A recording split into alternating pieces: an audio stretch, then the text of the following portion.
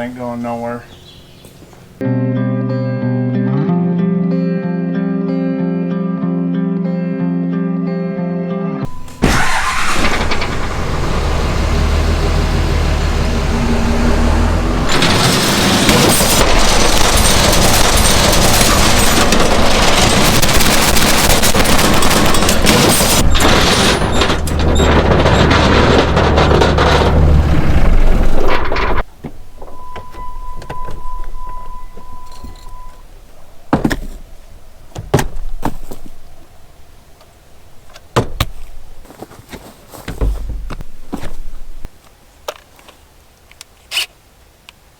First thing we got to do this morning, got a drop tube that blew off, and thankfully it's on the first span here, so we only have to walk about a mile around here to find it instead of the outside span, which would be about 10 miles. This buckwheat here, I gotta lie, I'm not impressed with it for being organic. Alright, so definitely made a trench the whole way. Let's go. Oh, here we go. Literally didn't even take 5 seconds to find this. Let's take this thing, put it back on. You can see some of this buckwheat is actually, it's been flowering for a while now and starting to set seed. How neat is that? That's pretty neat. What I should have brought was an extra hose clamp because literally not gonna find it in this field. So we gotta go all the way back to the shop and get one. Hopefully, let's go. Load up on the bed. Okay, load up, stop wasting time. Come on, load up. Good boy.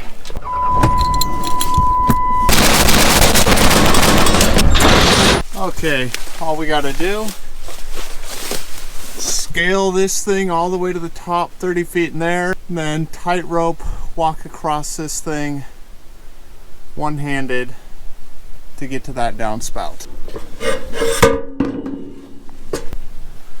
All right, now let's make our way down there. What is, look at my dog. You missed it.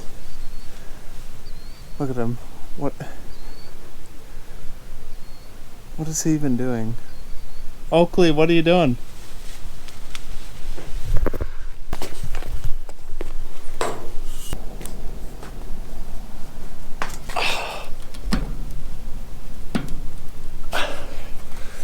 Should have brought oil. I can't even. I know, I got it. All right, guys, welcome back. So in the last video, I may or may not have lied to you guys. Now, in my defense, okay, I thought we were done harvesting. You know, I had the combine all blown off, washed off, put away until October when we got to harvest this buckwheat. Well, it turns out right after I do all of that, get it all cleaned off, spent 37 hours cleaning it off, we get a call from the neighbor saying that his combine, it's a s780, the separator clutch went out on it, and guess it's kind of a bigger job to do that on those machines. So he's having to take it into town. They're saying it's about a 4-day job. We're not gonna bet on 4 days. We're gonna say it's gonna be longer than that. What we're gonna do, take our combine, since he's also organic and has all of his wheat, it's like 200 or 300 acres left. It's all windrowed, okay? Go out there, harvest it for him. That way, if the shop does take longer than normal, at least he's got his wheat out of the field, because, you know, being in the windrow and letting it sit there, weeds will grow over it and it'll be impossible to harvest it. All right, now all I gotta do is a controlled fall off of this thing. So I don't really want to walk all the way down there. I'd rather just fall off, you know. Okay.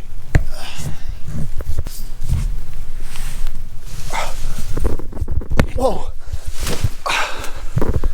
That worked out. We're gonna start this pivot today. It's supposed to be like 107. Since the buckwheat is flowering right now, I don't want to put too much heat stress on it. So we're gonna have the water go across it real quick. all day just to keep it kind of a little bit cooler. All right, we'll probably run this thing at, let's see, 100%.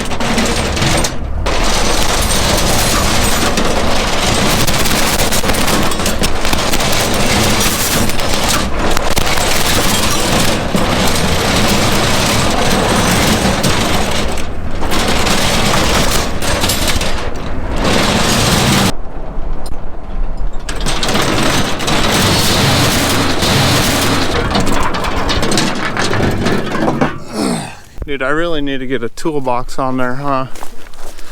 Check this corn real quick, see how it looks. Yeah. Incredible. All right.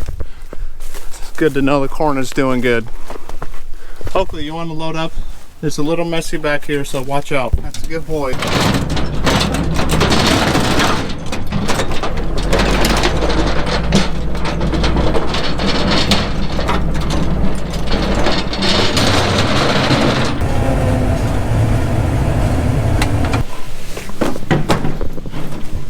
Alright, let's get this thing taken off, pickup header put back on in record time.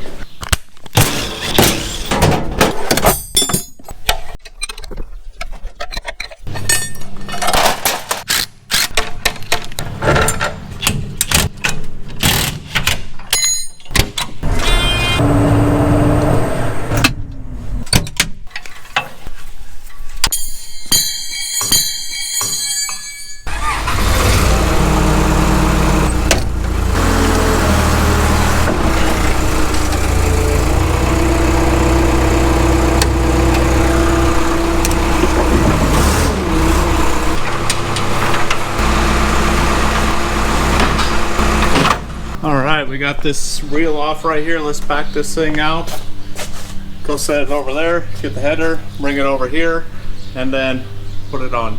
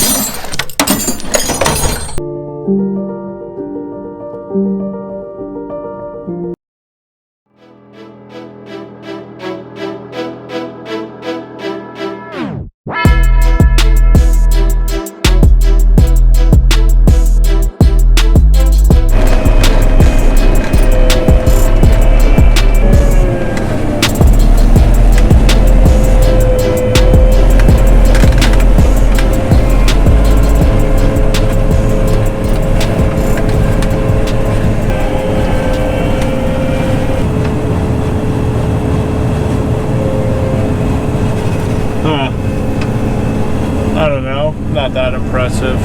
Just a 9RX.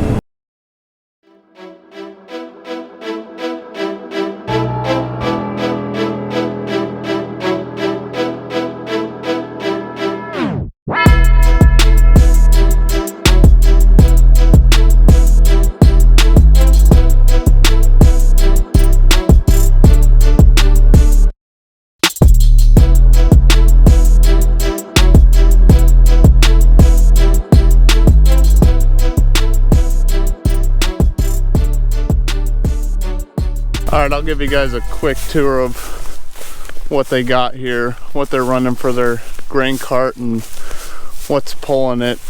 This thing is huge. Look at this. What is this? This is a Brent V 11,000 billion bushel grain cart right here with these massive tires. Look at how big these tires are. Well, this looks like a John Deere something. It's a, what is it? A 20,000 million horsepower RX right here. And you need 20 million horsepower to pull this big grain cart. Alright, so I guess yesterday the field right here that I started in was actually the wrong field. Should not have been cutting that field yesterday. We got to go over to where his combine is, finish that field. It's almost done, and then he's got another 20 acres or so of the same variety of wheat.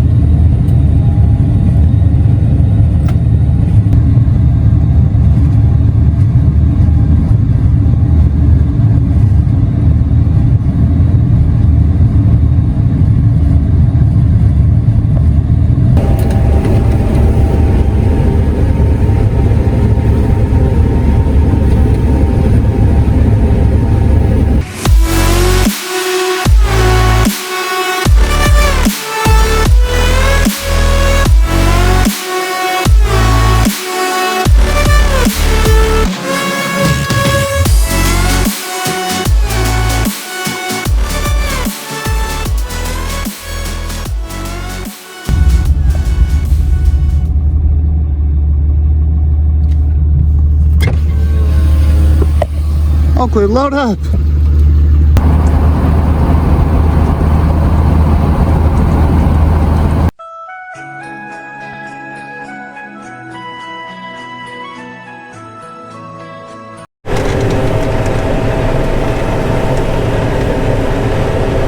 I don't know if you can tell or not, but it's a little windy today. Okay, well, we finished that field. I'm not entirely sure where the next field is. I know we go down the road that way a couple miles. That's about all I know, and it's on the right-hand side. So we'll look for some windrow weed. What is up with that bearing? We're gonna run it.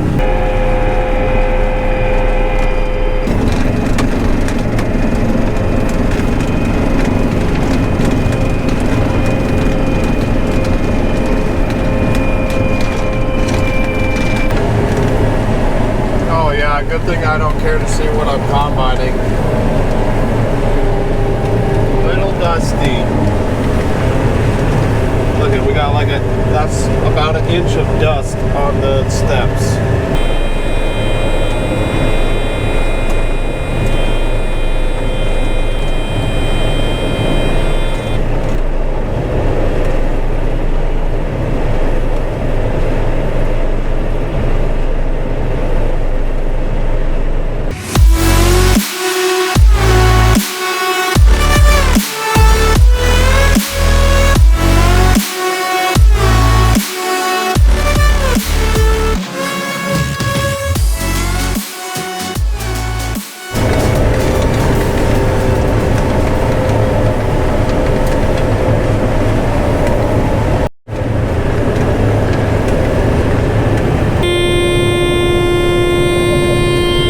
I think we're gonna quit for the day. It's like 7 o'clock. Got a full load in the combine here. That 12,000 bushel grain cart is full, so we'll dump this in the semi here.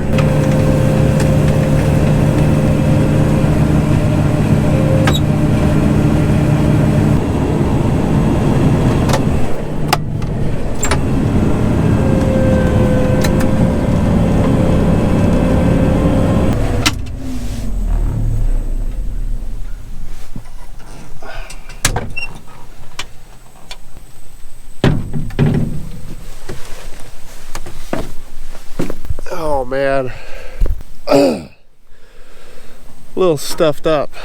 I think the Oakley, wait, he will jump off of this. It's like 20 feet in there. He'll do it.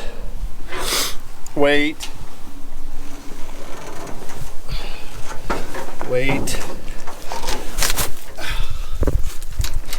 Wait. What I was gonna say is the 58,000 micron cabin air filter doesn't really do a good job of keeping the dust particles out of the cab. I am stuffed up.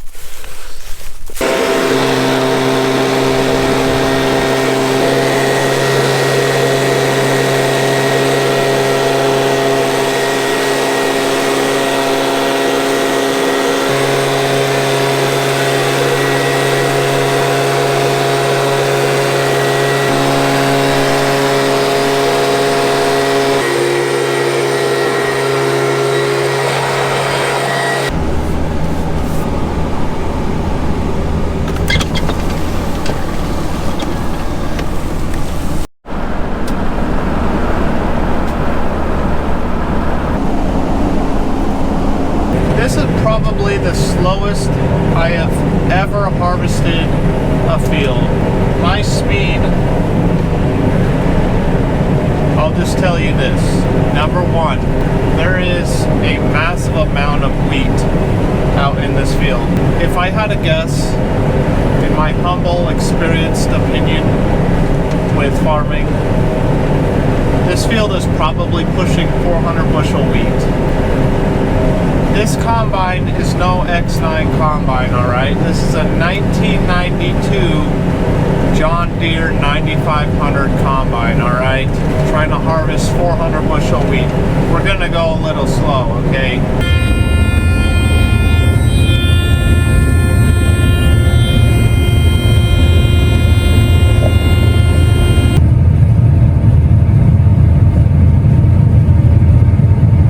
I guess a lot of the field was laid over from wind or rain, whatever. So they had to cut lower than normal to get all the heads, right? In doing so, you get the entire plant into the windrow. And now I gotta feed all of that through. My average speed in this whole field has been about 1.6 miles an hour. 1.6 miles an hour. So that is why we are probably going to be out here all summer long, the rest of the summer.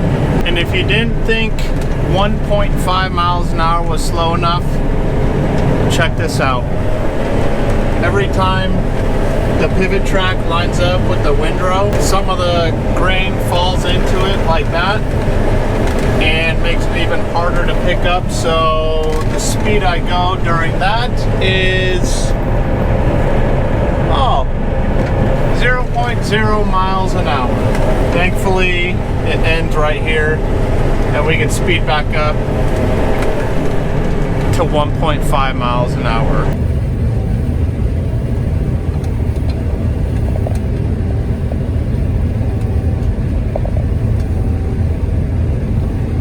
This is really good.